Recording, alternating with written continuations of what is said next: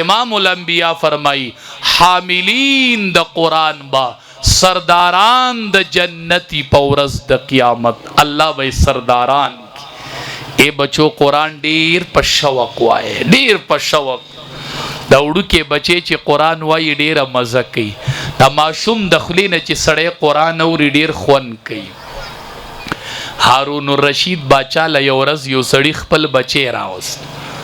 ورته وی دې د قرآن حافظ دی دې د قرآن حافظ دی وی آو هغه دومره راکوټ او هغه ماشوم کنا چې خپل پلار ته وی دته به د قرآن تلاوت حکم خو ماله به ګوړه راکوي بیا ګوره لکه نن سباوی چیمګم براکې پرمټ براکې د هغې وخت د وړو دغه ګوړه وه نو پلار ته وی د قرآن تلاوت به وکم خو ګورې ګوړه براکې پلار ورته وی زه در بکم خو دته قرآن واوروه هارون الرشید باچا خپله د قرآن حافظ و وی وکتې تپوسونه هارون رشید باچا تی د قرآن تپوسو کو هغې ماشوم ته ټول قرآن کریم په یاد و یاد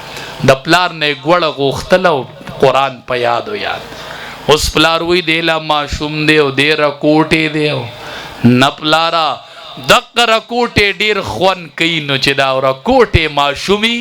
او د قرآن حافظ او ستا کور کې ګرځي او نابالغ او بیګناه ماشومي او د قرآن تلاوت کوي دا قرآن ډېر زر یادېږي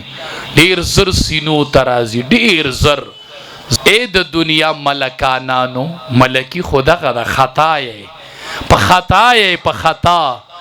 ملکی دغه دا چې یو آیات په وی او یو مرتبه به حاصلېږي روان بی یا الله زمونږ د دې طلبه او د دې علما او د دې ټولو عوامو نصیب کا الله زمونږ د ټولو نصیب کا الله یا الله که خپل دوی حفظ نه دی کړی الله نو یو بچی ولا حافظ ورک الله یو بچی حافظ کا الله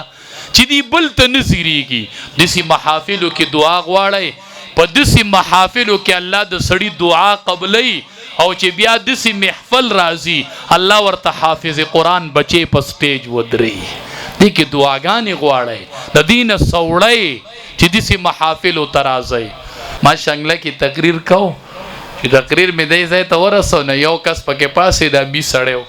وی مولوي صاحب دا خو تا تش د علما او طلبه واسي وي زمونږ څه ځای شو ما ورته ته لږ صبر وکړه که نه چې زه خو دا خبره ختمه کړمه خو ستا پکې څه ځای رانغی بیا به خبرې وکړو نو وی دی به وایي چې یا الله زما مور او پلار څه شو تاسو ته به وایي امی پلار بی